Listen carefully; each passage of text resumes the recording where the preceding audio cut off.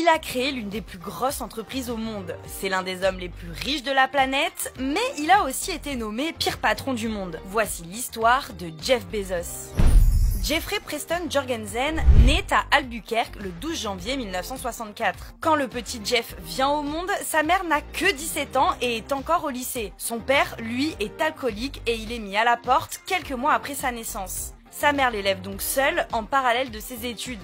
Quelques années plus tard, elle rencontre un nouvel homme, Miguel Bezos. Il adopte le petit Jeffrey et Jeff Jorgensen devient Jeff Bezos.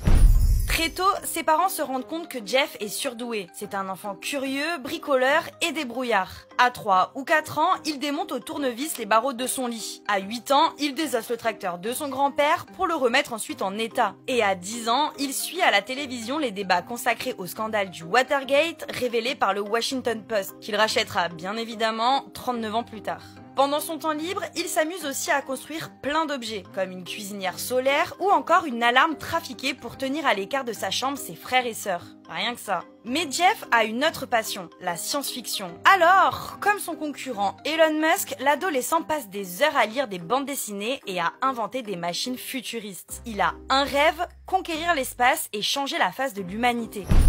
À ses 18 ans, Jeff Bezos entre à la prestigieuse université de Princeton pour étudier le génie électrique et l'informatique. Une fois diplômé, il se tourne pourtant vers la finance avec un seul but, gagner beaucoup d'argent. Et c'est réussi, puisqu'avant ses 30 ans, il devient le vice-président d'un fonds d'investissement de Wall Street et gagne un salaire très confortable. Mais en 1994, Jeff Bezos veut quitter la finance et monter son entreprise. Il sent que ce nouvel outil, Internet, pourrait lui rapporter gros. Jeff Bezos va avoir l'idée du siècle, proposer de vendre des livres en ligne. Le 16 juillet 1995, le site web est lancé, il veut un nom fort comme le plus grand fleuve du monde, Amazon. Petit à petit, la plateforme commence à proposer de nouveaux objets, CD, équipements de sport ou encore électroménagers. Les gens peuvent désormais acheter des objets physiques depuis leur ordinateur. Une révolution pour l'époque. Amazon explose à la fin des années 90, rentre en bourse et en 2000, les grandes entrepôts de la marque commencent à s'implanter un peu partout, même jusqu'en France.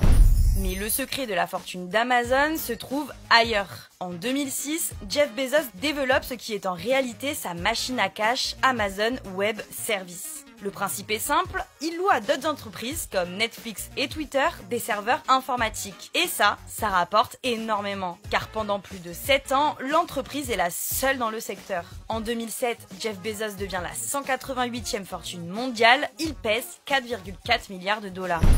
Mais entre-temps, il fait aussi couler beaucoup d'encre. En 2014, les employés tirent la sonnette d'alarme. Dans les entrepôts Amazon, les conditions de travail sont très difficiles. Les salariés parcourent en moyenne 24 km par jour pour un salaire dérisoire. Le tout surveillé en permanence par la hiérarchie. Il est alors nommé pire patron du monde par la Confédération syndicale internationale.